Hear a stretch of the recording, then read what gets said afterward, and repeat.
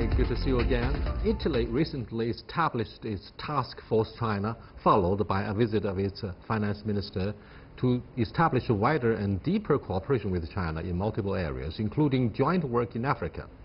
What is the inspiration of China's presence in Africa for Italy?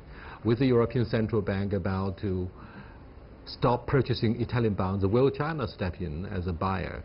And how does China's potential investment in the Italian Port of Trieste cause concern for Western countries? To discuss these and other issues, I'm very happy to be joined by our distinguished friend, Michele Garatti, Under Secretary of State in the Italian Ministry of Economic Development. That's our topic. This is Dialogue. I'm Yang Rui.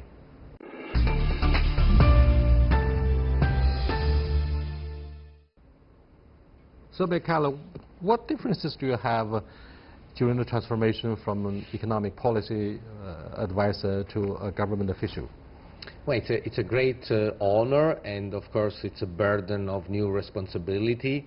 The change is mainly that over the last 10 years or so living in China, I've been advising Italian government, Italian company, and even the general public about Chinese issues, raise the awareness in the general public of what China was doing. And now I am on the side of implementing those advices, those policies. So for me, it's a good sign that Italy, through my person, has taken a serious interest in China. So it's not just about talks, it's not about doing it. And as I said, the fact that I have been asked to join the government, in my view, is the strongest proof of how serious the new government in Italy is about understanding really better what's going on in China, improve commercial relationship across all sectors. An ally and a member of the NATO, is it very difficult for government in Rome to take side between China and the United States at a defining moment of the trade war that will threaten to wreak havoc with the world economy? It is difficult, so we do not need to take sides. We do what we think is right. We are not changing a stance. We are, of course, part of the NATO, so US is and remains, of course, our allies. So do other European countries, but we're here to do business. So I do also think that the frictions between China and the United States in terms of trade would slowly smooth all out. But you know, trade, I think even in the analyst circles, is a little bit overemphasized. Trade is good, but it is not, and it can never be the only reason why an economy flourishes. It can be okay so at the very beginning, when China joined the WTO, or even at the beginning of the 1978 reforms. But even now, China wants to be less and less dependent on exports, so the importance diminishes.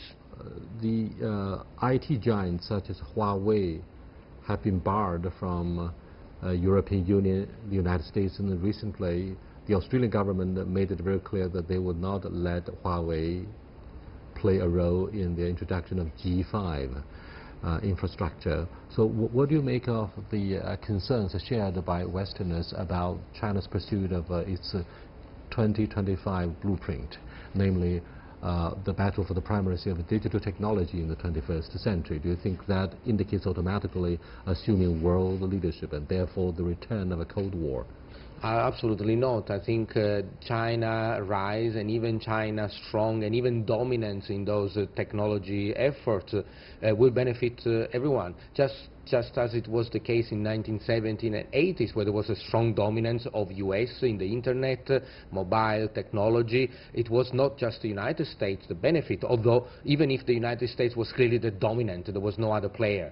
And so I'm an engineer by training, and technology very quickly becomes a commodity. So early stage improvement by one country would of course lead to some advantages for that country, but those advantages would be very quickly shared amongst the others. I mean, the US... my friend Michele, you have seriously underestimated the growing importance and very harmful implications of trade protectionism, unilateralism and deglobalization after some of the far-right movement leaders assumed power. either in the United States or in European Union across the Pacific? We have not many right-wing parties in power in Italy. Remember, globalization, for example, free market, means that it's a Darwinian strategy. The good improve, the weak stay behind.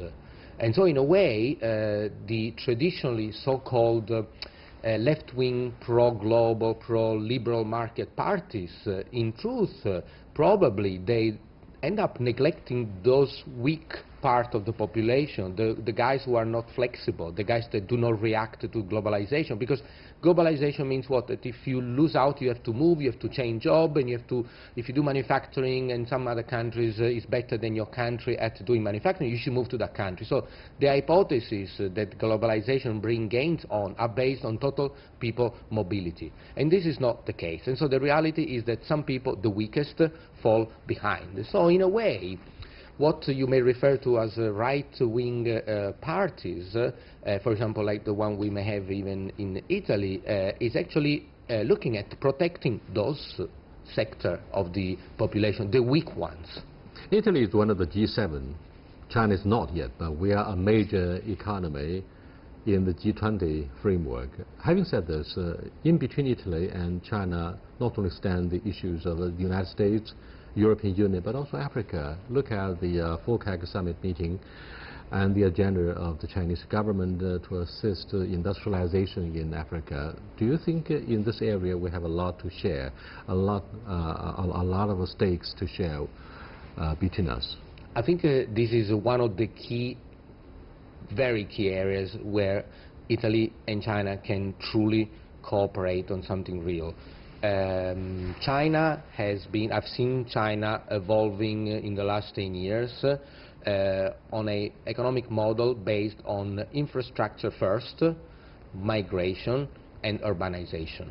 And this has been very successful in China. We know the numbers, minus 800 million people out of poverty, GDP growing at 9%, income per capita growing by 100 times, and pretty much the big flow of migrants from the rural areas to the urban city has really not created the usual problem that we see in the West with criminalities. And even if some people do not benefit entirely, some people may not be comfortable living in the cities, on average this has been very good. And now China is trying to do the same thing in Africa, a model which is based again on infrastructure investment and migration from the rural areas into the urban areas of Africa.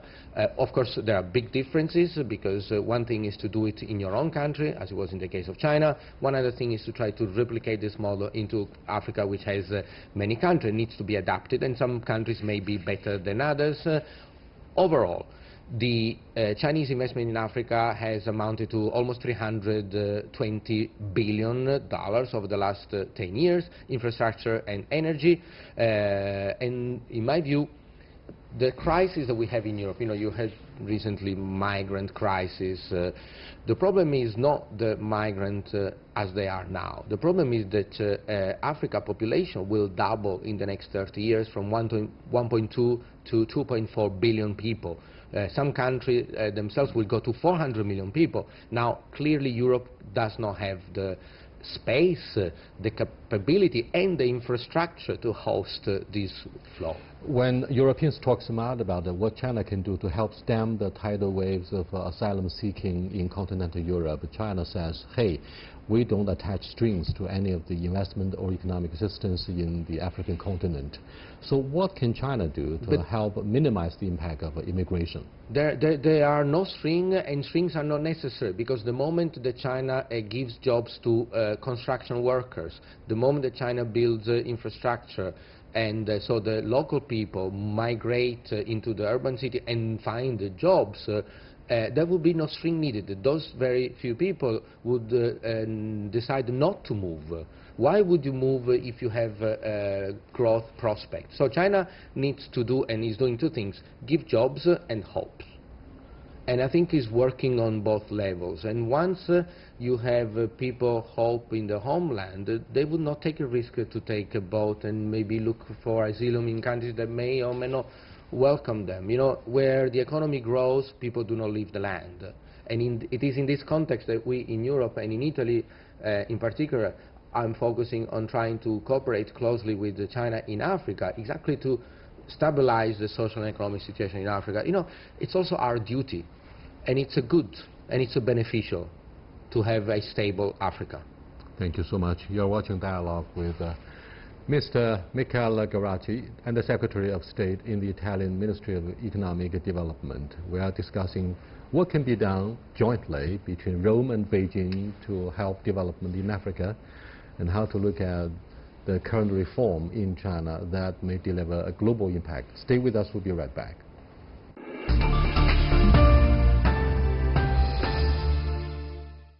Welcome back, Michele. What do you think of the new leadership in Italy? Do you think this will contribute to the disintegration of the European Union following Brexit? No, I think the new leadership is very good, also because I'm part of it. You are put on the defense. And so, no, we have a strong mandate from the people. By the way, you know, I didn't run for election. I was chosen after the election. And in my view, this in itself is a good sign that this government is made up by people who are not necessarily linked strictly to politics, but to do things. And so the leaders of the party have made an effort to seek for expertise here and there. Now, we are, of course, like every government, trying to do the best for our people. To improve the economic situation, employment for young people, and security. So, and this has been the reason why the two parties in power have been voted, and this is the mandate. And the relationship with Europe is okay. We need to see if there are certain policies that need to be adjusted.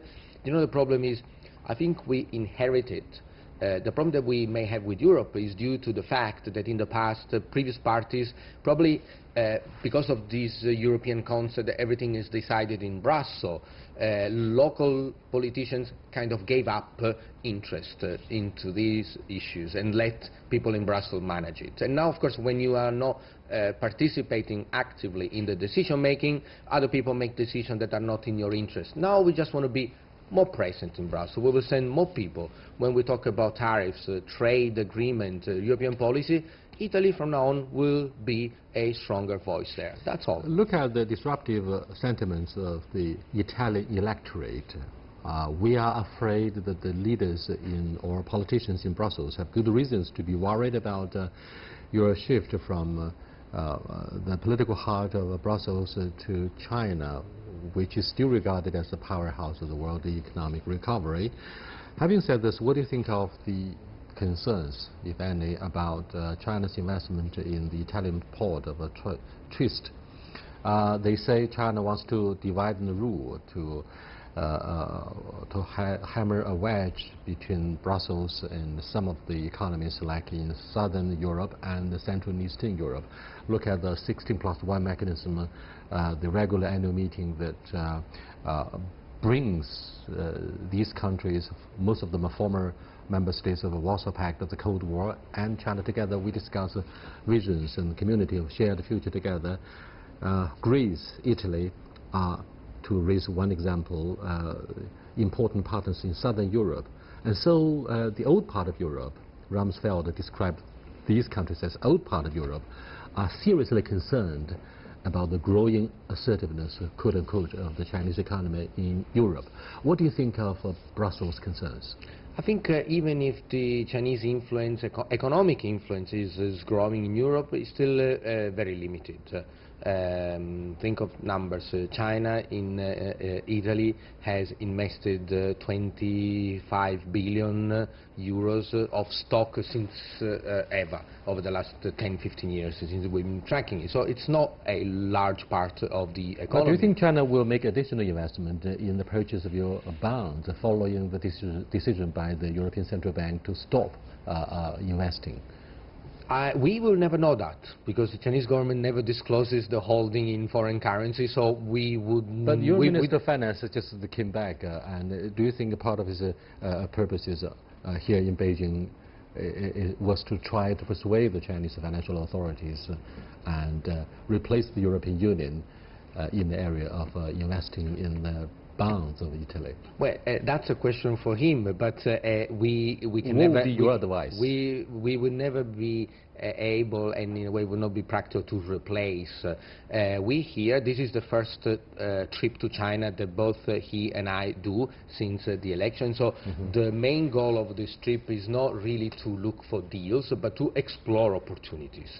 It's the first of a series of trips. Now, in the future, we may be more targeted trips, but for now, I come back here to China to reestablish the relationship, gauge interest.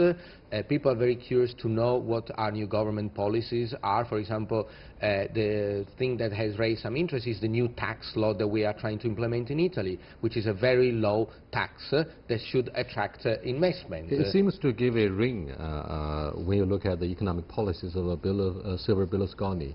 He used to introduce very low tax rates. Not as low as us. We are even lower. Yeah, but do you know what? We do lower tax combined with a more efficient legal and bureaucratic mechanism, because investors do not just want low tax, they want clarity about the investment environment overall. And so we're trying to make sure that if there are disputes, they get resolved in a shorter period of time. This has been one of the problems in Italy. It takes 5 years, 10 years to resolve commercial disputes. And if you have this, no matter how low the tax is, people do not come. And that's why the program was not very successful then. So we are combining low tax with a clear environment. So the investors know what they pay, they know if there is a problem, how long it will take them to solve. But what do you think of the joint and the combined spillovers of both the Federal Reserve decision to raise interest rates as well as tax reform by President Trump, and capital start to go back to the United States? Therefore, the issue of liquidity might be a major concern for emerging markets as well as European economic partners. It could be, but in a way, the fact that Italy is a relatively small economy compared to the big powers makes... So you are one of the 7 members of the G7. I know, but it's very skewed. It's number 1, number 2, and then Germany, and then the other economies. Isn't it ridiculous? China is not included. China is part of the G2. Well, that's a novel idea put forward initially by Dr. Brzezinski and Dr. Harry Kissinger. There was a long time ago. It was ruthlessly rejected by President Trump, who launched the trade war and want to reject China's leadership after the introduction of a BRI. But do you know, regardless of the names, we do not know that China is the 2nd largest economy. So the Chinese place in the world economy is clear, number 2. And so very big, n times but the size. But the trade war size. threatens to take 0.5% from our GDP, and it will seriously erode the confidence of world leaders in shoring up their economic performance. Do you think it will be a disaster for the world? If the current trade war continues? No, because and our economy slides as a result. No, do you know, Chinese 0.5 will be taken away from the GDP growth rate of China. And even if that were to happen, which I don't think it would, but even in this very bad case, you know what, 6.9 or 6.4, does it really matter? No, because every year China gets bigger, so a lower proportion still means the same amount in absolute terms. So 0.5 is not visible in the economy. Michele, I'm afraid you have underestimated the adversity of the Chinese economy, since more small and medium-sized enterprises who rely on exports as a driving force behind the Chinese growth, more people would be made redundant. Each year the Chinese government would have to solve up to 7 million or 10 million jobs before avoiding a major crisis, social crisis. But unemployment is a political issue for politicians. So next year, what do you think of the downward pressure? You know, in 2008, China lost 25 million jobs due to the global financial crisis that made unemployment very high in the export-led provinces, Guangdong, Fujian, Zhejiang, Jiangsu, and Shandong. Nothing really major happened.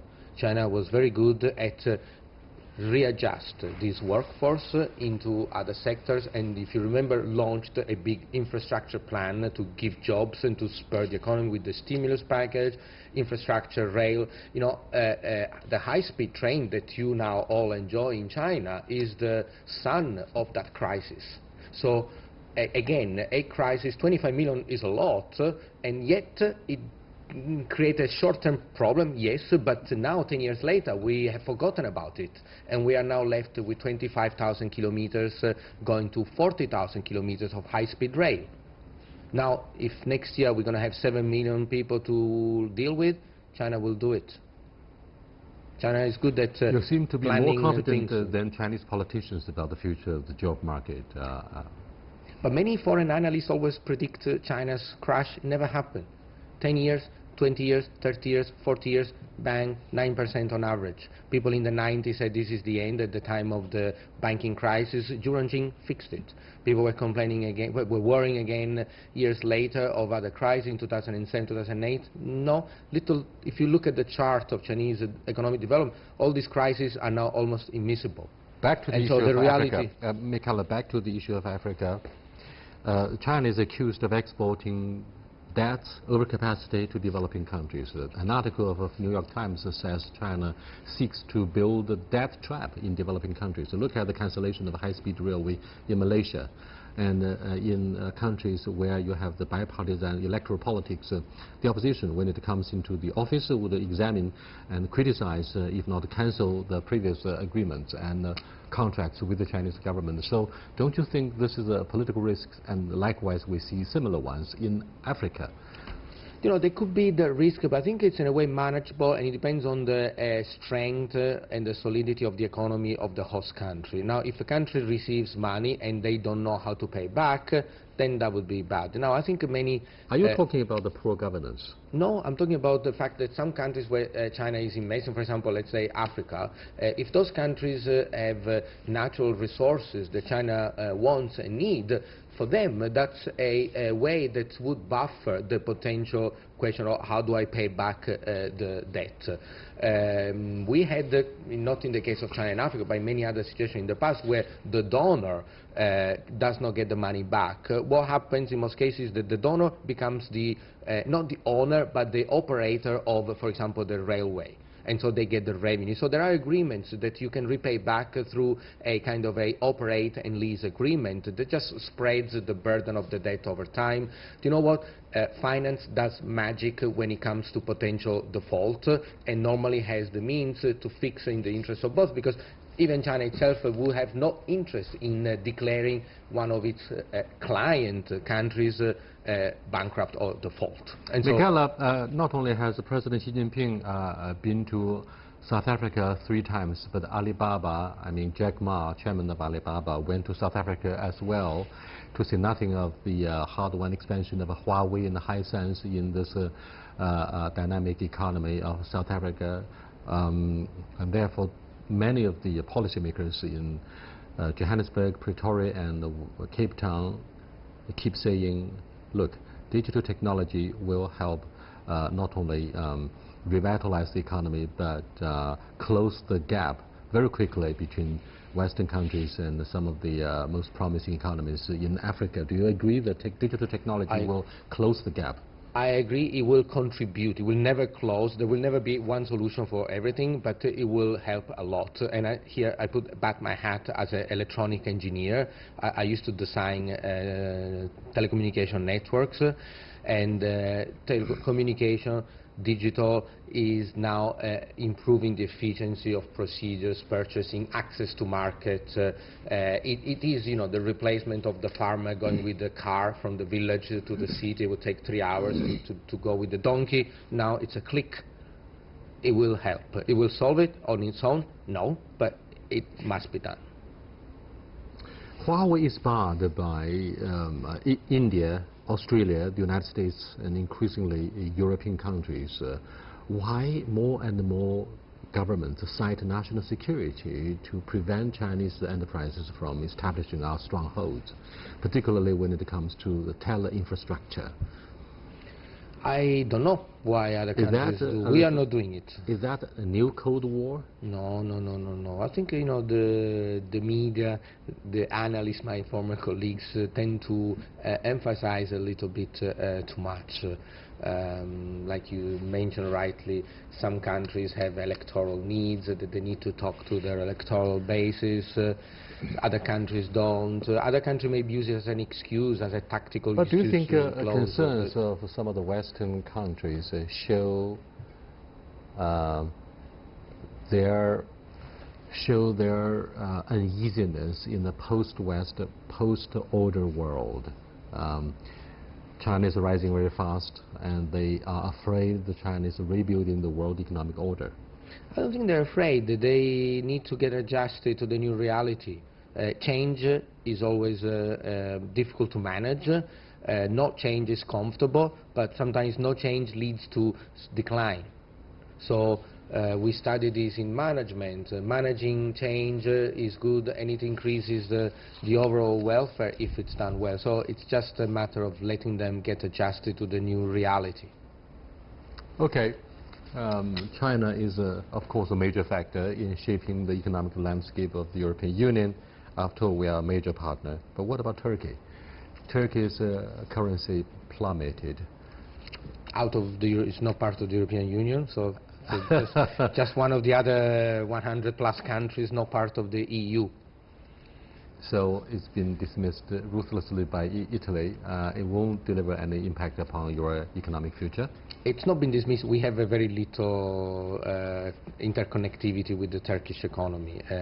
So we are not dependent a lot. We only have a few billions dollars. China is looking for an alternative marketplace facing the bluffs from the Trump administration to impose tariffs on goods worth of $200 billion US. Do you think Italy will be a promising one in this case? Yes, when there are three trading blocks and two tend to have a little bit of a friction, like I said, maybe short term, the third one normally could benefit.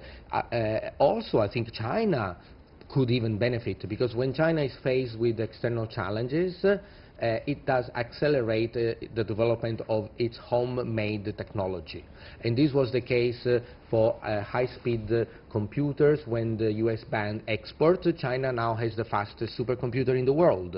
China now has the biggest astronomical observer, bigger than the one in the Caribbean in Arecibo. And so China needs, and I think it does have the capability to react to these external shocks by accelerating it. Just like I said before, global financial crisis, another external shock, China took advantage of it, 700 billion stimulus package, 25 million unemployed people rescued, high-speed network developed, and now China has the biggest and best high-speed network in the world. And so even tariffs against China would just accelerate the transition of China. Former World Bank resident representative Mr. Huang said China, along with the United States, are the two biggest continental economies, which mean the domestic consumption will help compensate for other disadvantages. Maybe he's correct. I thank you very much for following our program with Michele Garazzi, a renowned economist of Italy, but now a government official. Congratulations on his career development. I'll see you next time. Goodbye.